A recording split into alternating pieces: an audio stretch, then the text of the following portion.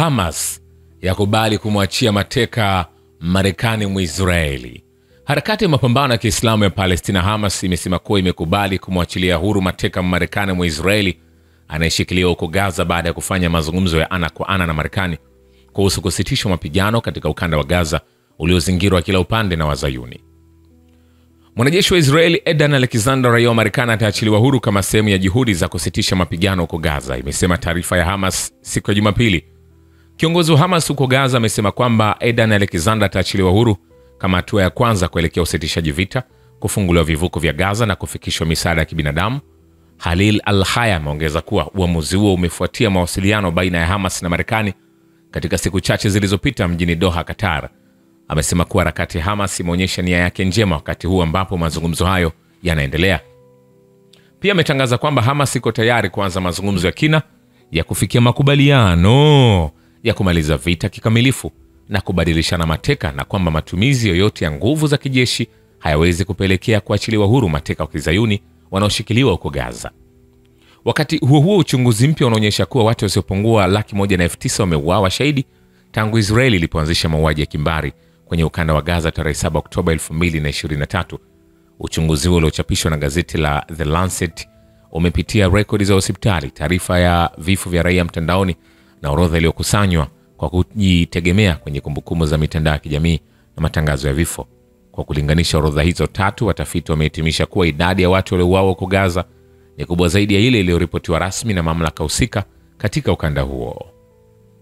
Vilevile, Menash Amir, mkurugenzi wa redio ya Kizayuni ya Kol Yisrael, ameshindwa kuficha hamaki zake kufuatia uamuzi wa hivi karibuni wa Trump kusema Waisraeli wameshtuka kwamba leo Wahuti nchini Yemen wamekuwa mashujaa.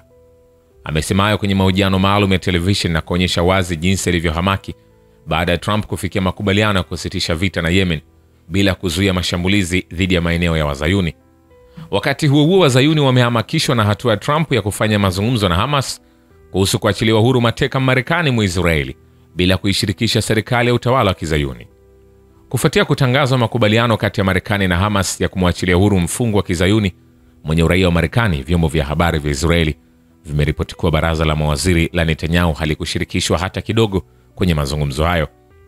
Kanali ya 12 ya televisheni ya Israeli imenukuu duru moja ya Kizayuni ikifichua kwamba baraza la mawaziri la Netanyahu halikuwa na taarifa kuhusu mazungumzo ya Marekani na Hamas na limepokea tu ishara katika siku za hivi karibuni zinazoonyesha kuwa Edan Alexander, mateka Mzayuni mwenye uraia wa Marekani, amekaribia kuachiliwa huru.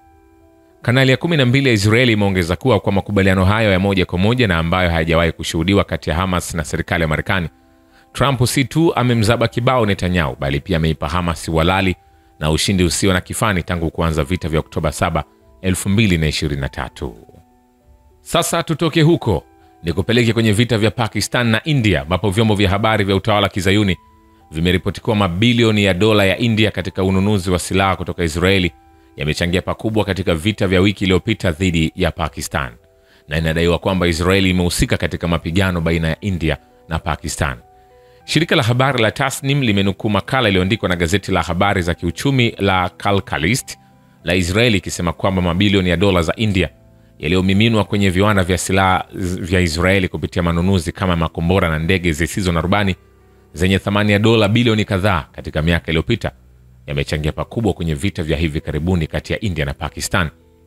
Ripoti hiyo imeongeza kuwa mapigano kati ya majeshi ya India na Pakistan yalikuwa yamehamisha hisia za ulimwengu kutoka kwenye jinai na mashambulizi ya Israeli dhidi ya Palestina, hasa Gaza, yanayoendelea kwa zaidi ya mwaka mmoja na nusu sasa, huku makubaliano tete ya kusimamisha vita baina ya nchi hizo mbili yakiwa hayatoi dhamana yoyote ya kutozuka upya mapigano baina ya nchi hizo zinazomiliki silaha za nyuklia. Kwa muda fulani, hisia za walimwengu zilitekwa na vita baina ya India na Pakistan. Licha Marekani kutangaza kuwa imezipatanisha India na Pakistan na mapigano yamesimama, lakini nchi hizo mbili ziliendelea kushutumiana kuwa haziheshimu makubaliano hayo. Gazeti hilo la Kizayuni limesema kuwa kuweko shehena kubwa ya silaha ambazo India imenunua kutoka kwa Israeli kunachangia hali tete iliyopo baina ya nchi hizo mbili jirani za kusini mwa Asia. Sasa tutazame kuhusika moja kwa moja kwa Israeli katika mapigano ya India na Pakistan. Kumbuka, licha ya Marekani kutangaza kuwa imezipatanisha India na Pakistan na mapigano yamesimama, lakini Jumapili nchi hizo mbili zinaendelea kushutumiana kuwa haziheshimu makubaliano hayo. Gazeti hilo la Kizayuni limesema kuwa kuweko shehena kubwa ya silaha ambazo India imenunua kutoka kwa Israeli kunachangia hali tete iliyopo baina ya nchi hizo mbili jirani za kusini mwa Asia. Kwa mujibu wa gazeti la Calcalist, taarifa kutoka Pakistan zinaonyesha kuwa jeshi la nchi hiyo lilikamata ndege zisizo na rubani kati ya 12 hadi 25 wakati wa mapigano hayo. Taarifa za vyombo vya habari zinaonyesha kuwa zaidi ya ndege 77 za jeshi la India zilitunguliwa na jeshi la Pakistan. Shukrani kwa Babu Kivita na Historia ya Dunia. Mimi ni Richard Shio, The Rich Voice. Ni follow Instagram na TikTok kama Rich Voice Official. Asante.